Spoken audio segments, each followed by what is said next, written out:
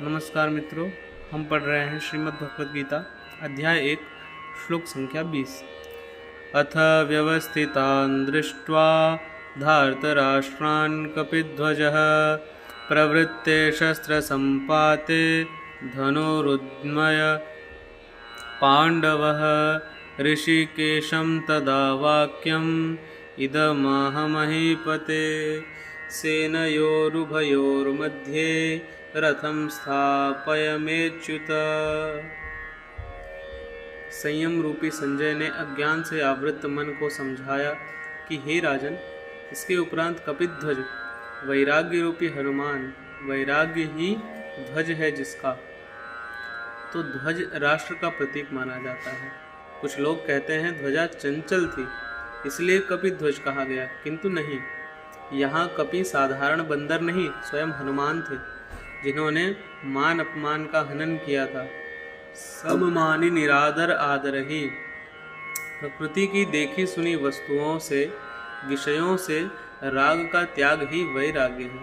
अतः वैराग्य ही जिसकी ध्वजा है, उस अर्जुन ने व्यवस्थित रूप से धृतराष्ट्र पुत्रों को खड़े देखकर शस्त्र चलाने की तैयारी के समय धनुष उठाकर ऋषिकेशम, जो हृदय के सर्वज्ञाता हैं, उन योगेश्वर श्री कृष्ण से यह वचन कहा, हे अच्युत, जो कभी च्युत नहीं होता, मेरे रथ को दोनों सेनाओं के बीच खड़ा करिए। यहाँ सारथी को दिया गया आदेश नहीं, इष्ट अथवा सद्गुरु से की गई प्रार्थना है। किस लिए खड़ा करें? तो यावदेतान् निरीक्षेऽहं योद्धुकामान् अवस्थितान् कैर्मया सह योद्धव्यम् अस्मिन् रणसमुद्यमे में। जब तक मैं इन स्थित हुए युद्ध की कामना वालों को अच्छी प्रकार देख न लूँ कि इस युद्ध के उद्योग में मुझे किन किन के साथ युद्ध करने योग्य है, इस युद्ध परिवार व्यापार में मुझे किन किन के साथ युद्ध करना है। योत्स्यमानान् वेक्षेऽहं य एतेऽत्र समागताः धार्तराष्ट्रस्य दुर्बुद्धेर् युद्धे प्रिय चिकीर्षवः। दुर्बुद्धि दुर्योधन का युद्ध में कल्याण चाहने वाले जो राजा लोग इस सेना में आए हैं, उन युद्ध करने वालों को मैं देखूंगा, इसलिए खड़ा करें। मोह रूपी दुर्योधन, मोहमयी प्रवृत्तियों का कल्याण चाहने वाले जो राजा इस युद्ध में आए हैं, उनको मैं देख लूँ। संजय उवाच एवमुक्तो ऋषिकेशो गुडाकेशेन भारत सेनयोरुभयोर्मध्ये स्थापयित्वा रथोत्तमम्।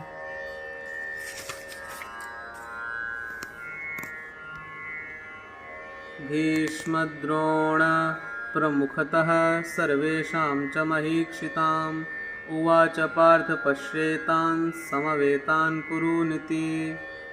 संजय बोला, निद्रा जयी अर्जुन द्वारा इस प्रकार कहे जाने पर हृदय के ज्ञाता श्री कृष्ण ने दोनों सेनाओं के बीच भीष्म, द्रोण और महीक्षिताम अथवा शरीर रूपी पृथ्वी पर अधिकार जमाए हुए संपूर्ण राजाओं के बीच उत्तम रथ को खड़ा करके कहा, पार्थ, इन इकट्ठे हुए कौरवों को देख। यहाँ उत्तम रथ सोने चांदी का रथ नहीं। संसार में उत्तम की परिभाषा नश्वर की प्रति अनुकूलता प्रतिकूलता से की जाती है। यह परिभाषा अपूर्ण है। जो हमारे आत्मा, हमारे स्वरूप का सदैव साथ दे, वही उत्तम है, जिसके पीछे अनुत्तम मलिनता न हो। तत्रापश्य स्थित पार्थः पितॄनथ पितामहान् आचार्यान् मातुलान् भ्रातॄन् पुत्रान् पौत्रान् सखींस्तथा श्वशुरान् सुहृदश्चैव सेनयोरुभयोरपि। इसके उपरांत अचूक लक्ष्य वाले पार्थिव शरीर को रथ बनाने वाले पार्थ ने उन दोनों सेनाओं में स्थित पिता के भाइयों को, पितामहों को, आचार्यों को, मामाओं को, भाइयों को, पुत्रों को, पौत्रों को, मित्रों को, ससुरों को और सुहृदों को देखा। दोनों सेनाओं में अर्जुन के केवल अपना परिवार, मामा का परिवार, ससुराल का परिवार, सुहृद और गुरुजन दिखाई पड़े। महाभारत काल की गणना के अनुसार 18 अक्षौहिणी लगभग 40 लाख के समकक्ष होता है, किंतु प्रचलित गणना के अनुसार 18 अक्षौहिणी 6.5 अरब के लगभग होता है, जो आज के विश्व की जनसंख्या के समकक्ष है। इतने मात्र के लिए यदा कदा विश्व स्तर पर आवास एवं खाद्य समस्या बन जाती है। इतना बड़ा जनसमूह अर्जुन ने 3-4 रिश्तेदारों का परिवार मात्र था। क्या इतना बड़ा भी किसी का परिवार होता है? कदापि नहीं। यह हृदय देश का चित्रण है। तान समीक्ष्य स कौन्तेय सर्वान् बन्धुनवस्थितान् कृपया पर्याविष्टो विषेदन्नेदमब्रवीत। तो इस प्रकार खड़े हुए उन संपूर्ण बंधुओं को देखकर अत्यंत करुणा से आवृत वह कुंती पुत्र अर्जुन शोक करता हुआ बोला। अर्जुन शोक करने लगा क्योंकि उसने देखा कि यह सब तो अपना परिवार है, अतः बोला। अर्जुनोवाच दृष्ट्वेमं स्वजनं कृष्ण युयुत्सुं समुपस्थितं सीदन्ति मम गात्राणि मुखं च परिशुष्यति वेपथुश्च शरीरे मे रोमहर्षश्च जायते। हे कृष्ण, युद्ध की इच्छा वाले खड़े हुए इन स्वजन समुदाय को देखकर मेरे अंग शिथिल हुए जाते हैं, मुख सूखा जाता है और मेरे शरीर में कंपन तथा रोमांच हो रहा है। इतना ही नहीं, गांडीवं स्रंसते हस्तात् त्वक्चैव परिदह्यदाह्यते न च शक्नोम्यवस्थातुं भ्रमतीव च मे मनः। हाथ से गांडीव गिरता है, त्वचा भी जल रही है। अर्जुन को ज्वर सा हो गया, संतप्त हो उठा कि यह कैसा युद्ध है जिसमें स्वजन ही खड़े हैं। अर्जुन को भ्रम हो गया।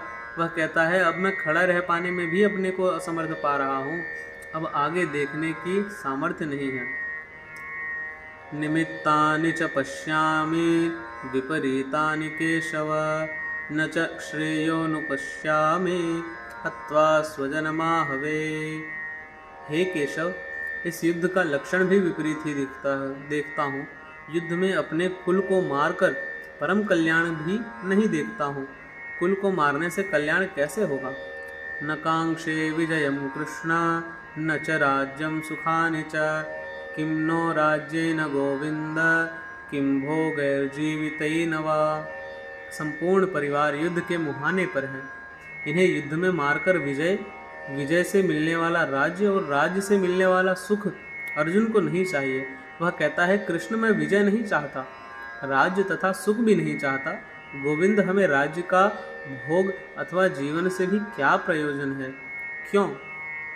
इस पर कहता है, येषामर्थे कांक्षितं नो राज्यं भोगाः सुखानि च त इमेव स्थिता युद्धे प्राणान् त्यक्त्वा धनानि च। कि हमें जिनके लिए राज्य भोग और सुहादि इच्छित है, वे ही परिवार जीवन की आशा त्याग कर युद्ध के मैदान में खड़े हैं।